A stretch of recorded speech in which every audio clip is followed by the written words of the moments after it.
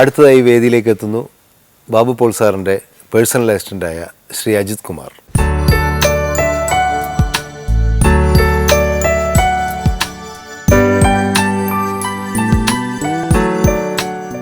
എവിടെയാണ് അജിത് കുമാറിൻ്റെ വീട്? കുടപ്പനാകുന്നു. ട്രിവാൻഡ്രത്ത്. സാറ് എന്തെങ്കിലും കാര്യങ്ങൾക്ക് വഴക്ക് പറയോ അല്ലെങ്കിൽ അങ്ങനെ? വഴക്ക് പറയത്തില്ല, തമാശ അടിക്കും. പിന്നെ സാറിന് ഓരോ കോഡ് ഭാഷ ഉണ്ടാകും, എനിക്ക് മനസ്സിലാവും. അതെന്താണ് സാർ കോഡ് ഭാഷ? അല്ല, കോഡ് ഭാഷ എന്ന് പറഞ്ഞാൽ ഇപ്പം ഞാൻ കണ്ണുകൊണ്ട് സംസാരിച്ചാലും അജിത്തിന് മനസ്സിലാവും. കാലം എത്രയായില്ലേ? ഓഹോ, ശരി. ഇപ്പോൾ ഒരു കാപ്പി കുടിച്ച കപ്പ് കഴുകാനായിട്ട് മേശപ്പുറത്തിരിക്കുകയാണ്. അജിത്ത് കയറി വരുമ്പം ഞാൻ അജിത്തെ എന്ന് വിളിച്ചിട്ട് ഒരു കണ്ണുകൊണ്ട് കപ്പിൻ്റെ നേരം കാണിച്ചിട്ട് മറ്റേ കണ്ണുകൊണ്ട് അകത്തേക്ക് കാണിച്ച് അയാൾ കപ്പെടുത്തുകൊണ്ട് കഴിയും. അത് ശരി. ഞാൻ ഉറക്കത്തിൽ മരിച്ചാൽ വീടിന് മിനിമം കേടോടുകൂടി എങ്ങനെയാണ് വീട് തുറക്കേണ്ടതെന്നൊക്കെ പഠിപ്പിച്ചിട്ടുണ്ട്. അത് ശരി ശരി. അപ്പോൾ രാത്രി പോവോ? ഇല്ല, രാത്രി അവിടെ തന്നെ കിടക്കും. ഉച്ചയ്ക്ക് ഒരു ഊണ് കഴിഞ്ഞിട്ട് സന്ധ്യ വരെയുള്ള 3-4 മണിക്കൂറാണ് ഇയാൾ സ്വന്തം കാര്യത്തിന് പോകുന്നത്. മുഴുവൻ സമയം എൻ്റെ കൂടെ തന്നെ, ഒന്നില്ല എൻ്റെ കൂടെ അല്ലെങ്കിൽ എൻ്റെ ആവശ്യങ്ങൾക്ക് വേണ്ടിയിട്ടുള്ള പോകുന്നതായിരിക്കും. സാർ ഒരിക്കലും എഴുതിയിട്ടുണ്ടോ കിടന്നിട്ട് മരിക്കരുത്, മരിച്ചുകൊണ്ട് കിടക്കണം. അതായത് കിടന്ന് മരിക്കുന്നതിനേക്കാൾ മരിച്ചു കിടക്കുന്നതാണ് ഭാഗ്യം. ഭാഗ്യം എന്ന് പറയുന്നത് വടി പിടിക്കാനിടയാകാതെ വടിയാവുകയാണ് യോഗ്യം എന്ന് സാർ എഴുതി.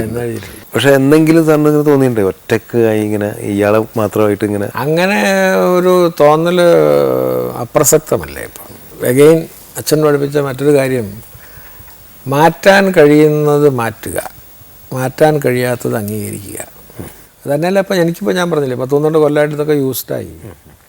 ഈ ഒരു ഇപ്പം കൊച്ചുമക്കളോടൊക്കെ വാത്സല്യമാണെന്ന് പറഞ്ഞാൽ അവർ എല്ലാവരും കൂടെ വീട്ടിൽ വരുമ്പോൾ അവിടെ ഒരു ബഹളാന്നാണ് എൻ്റെ വിചാരം. കാരണം ഇത്രയും ദിവസം മടങ്ങിക്കിടന്ന ഒരു വീട് ഇപ്പോൾ ശബ്ദമുഖരിതമായല്ലോ എന്നുള്ള ആഹ്ലാദം ഉണ്ടാകേണ്ടതല്ലേ എന്ന് ചോദിച്ചാൽ പിള്ളേർ വരുന്നതിൻ്റെ സന്തോഷമുണ്ട്. വളരെ ശാന്തമായൊരു വീട്ടിൽ പെട്ടെന്ന് സ്ഥാനഭ്രംശം വരും.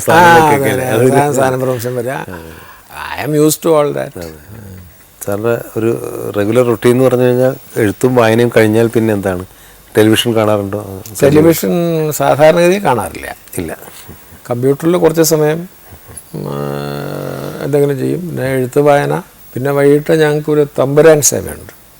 അതെന്താണത്? തമ്പുരാൻ എന്ന് പറഞ്ഞാൽ ഈശ്വരനെ സേവിക്കുക, പ്രാർത്ഥിക്കുക. അപ്പം അതിന് ചില ഹോമമൊക്കെ ഉണ്ട്.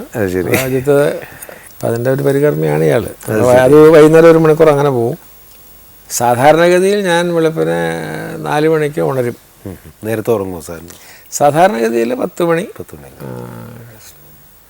പിന്നെ അത്താഴം കഴിക്കുന്ന സമയത്ത് ചിലപ്പോൾ TV കാണും. ഉച്ചയ്ക്ക് ഭക്ഷണം കഴിക്കുമ്പോൾ ആകാശവാണി കേൾക്കും. സിനിമ കാണാറുണ്ട്? മുമ്പ് കാണാറുണ്ട്?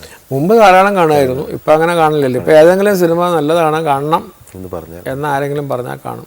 ആദ്യമൊക്കെ വല്ലപ്പോഴും മലയാള സിനിമ റിലീസ് ചെയ്യുന്ന കാലത്ത് റിലീസ് ചെയ്യുന്ന ദിവസം തന്നെ രാത്രി പോയി കാണുകയൊക്കെ ചെയ്യായിരുന്നു.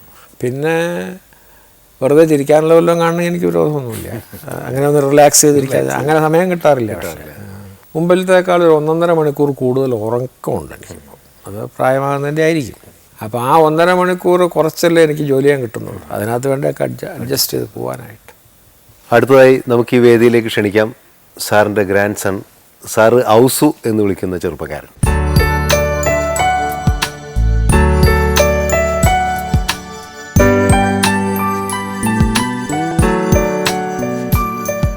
സാർ ഔസു എന്നാണ് വിളിക്കുന്നത് അല്ലേ? ജോസഫ് എബ്രഹാം പേര്? ജോസഫ് എബ്രഹാം എൻ്റെ ഒഫീഷ്യൽ പേര്. ഇപ്പം എന്താ ചെയ്യുന്നത്? ഞാനിപ്പം എഞ്ചിനീയറിംഗ് കംപ്ലീറ്റ് ചെയ്തു.